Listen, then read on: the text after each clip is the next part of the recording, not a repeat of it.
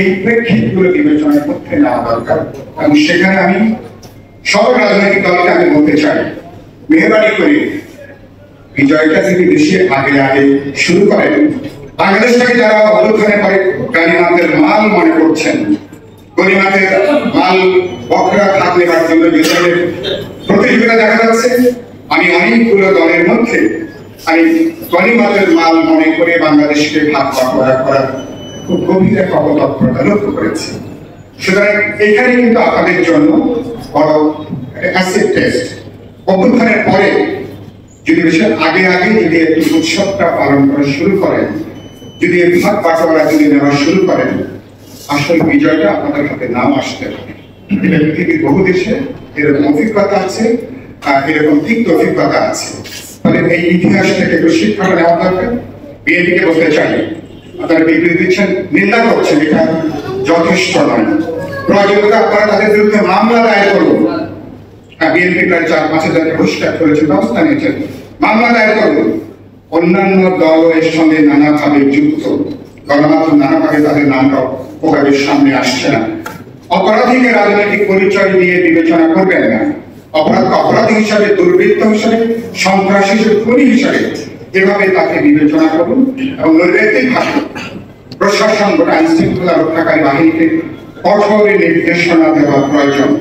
এবং না হলে আমাদের বাংলাদেশে এখন পর্যন্ত যে তৎপরতা চলছে দেশের ভেতরে, আঞ্চলিকভাবে, আন্তর্জাতিকভাবে, গণেশটাকে উল্টে দেওয়া যায় কিনা, অনেকগুলো শক্তি এখন তারা কিন্তু ভয়াবহভাবে তারা কিন্তু তৎপর। সেই জন্য আমি সরকারকে বলবো, বিএনপি সবাইকে বলতে চাই, প্রয়োজনীয়তা আপনারা তাদের নামে মামলা করুন, তাদেরকে পুলিশের কাছে তাদেরকে ছড়িয়ে দিন। বিবৃতি দেওয়াটার মধ্য দিয়ে কেবল করা যাবে না। রাজনৈতিক দলগুলো এভাবে তার দায়িত্ব কিন্তু শেষ করতে পারবে না। সুতরাং এই জায়গাটা না হলে আমাদের সম্ভাব্য যে অর্জন, যে বিজয়, আমছা দুটোই কিন্তু যাওয়া জোগাড় হতে পারে। এই পাঠটা ইতিহাসের অভিজ্ঞতা, পৃথিবীর বহু দেশের অভিজ্ঞতা আছে। মেহরবানি করে আয়না দিকে তাকান, পৃথিবীর অভিজ্ঞতাটাকে সামনে রাখেন। এবং এটা না হলে আমরা এতে কি হবে, পুরোনো ফ্যাসিবাদে নতুন করে ফিরে আসার জমিনটা তৈরি হয়। তো সুতরাং সেই সতর্কতা, শেষ বাক্যটা আমি যেটা বলি, আমার কথাটা শেষ করবো। আমাদের সত্যি একটা ঐতিহাসিক সুযোগ এসেছে। কোন ক্ষেত্রে বাড়াবাড়ি, কারো অতিকথন, কারো কোনো পক্ষাবলম্বন, সরকারের দিক থেকে বলি, রাজনৈতিক দলগুলোর ক্ষেত্রে বলি, এটা একটা অত্যন্ত জটিল গুরুত্বপূর্ণ সময়ের মধ্যে আমাদের অবস্থান। চোখ নাক সবগুলো খোলা রাখা দরকার। রাজনৈতিক দলগুলোর মতো অভ্যুত্থান অপরাধ থাকবে না, পৃথিবীর এজেন্ডা আছে।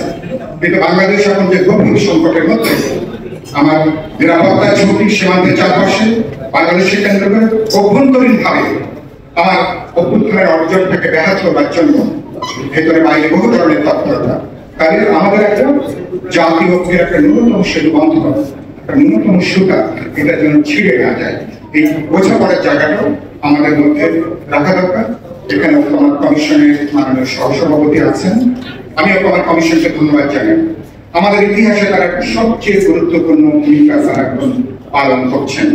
বাংলাদেশের গণতান্ত্রিক অভিযাত্রা কি হবে, যেই ব্যবস্থা একটা দল একটা ব্যক্তিকে চূড়ান্ত কর্তৃত্ববাদী শাসকে পরিণত করে, একটা জবাবদিহিহীন ক্ষমতা থেকে যা কিছু করা যায় সেই জায়গাটা লাগাম টেনে এটাকে দায়বদ্ধ, জবাবদিহিমূলক, স্বচ্ছতার সাথে এই জনগণের জন্য রাজনীতি, জনগণের জন্য সংবিধান, সেই জায়গাটা ঐক্যমত কমিশন আমি বিশ্বাস করি আন্তরিকভাবে তারা কাজ করছেন, চেষ্টা করছেন তারা সবাইকে আস্থার মধ্যে নিয়ে তারা যাওয়ার জন্য। রুবিন উল্লেখ করলেন অনেকগুলো গুরুত্বপূর্ণ প্রশ্নে আমরা ঐক্যমত দিয়েছি, আরো কিছু প্রশ্ন আছে। আমি আশাবাদী আগামী কয়েকদিনে আমরা সেই সমস্ত বেশ কিছু প্রশ্ন ঐক্যমত হতে পারি। কিন্তু এটা মনে রাখা দরকার, আমি সবাইকে বলতে চাই, কিন্তু আমরা এক যাত্রায় সবটা অর্জন করতে পারবো না, এটাকে বিবেচনার মধ্যে রাখা দরকার। ইডিওলজি, পলিটিক্স, দলগুলোর গড়ে ওঠা গঠন কাঠামো, এটা আমার চেয়ে নিশ্চয়ই প্রফেসর আলী আরো ভালো জানেন। তিনি ব্যাপারে তিনি একজন পণ্ডিত মানুষ, ইন্টারন্যাশনালি তিনি স্বীকৃত। এই মানুষটা তাহলে আমি আমার যে কতখানি অর্জন করতে পারবো, যদি বেশি টানাটানি করতে চান অনেক সময় যদি অর্জন করা যায়, সে অর্জনটাও কিন্তু হাতছাড়া হয়ে যেতে পারে। সেই জন্য যেখানে ন্যূনতম একমত হতে পারবো তারা চেষ্টা করছেন, আমরা সম্ভাব্য সহযোগিতা করছি। এবং আমি তার মতন করে আমি আশাবাদী এই জুলাই মাসের মধ্যে ন্যূনতম ঐক্যের ভিত্তিতে আমরা জাতীয় সনদ বা জুলাই সনদ আমরা একমত হতে পারবো, জুলাই সনদ স্বাক্ষর করতে পারবো। বাংলাদেশ ভবিষ্যতের পুরনো জমানায়, পুরনো কর্তৃত্ববাদী ফ্যাসিবাদী জমানায় ক্ষমতাকে যারা জমিদারি মনে করে, ক্ষমতাকে মনে করে এখানে যা খুশি করার একটা অবাধ লাইসেন্স যারা মনে করেন, সে উত্তরাধিকার থেকে আমরা বেরিয়ে আসতে পারবো।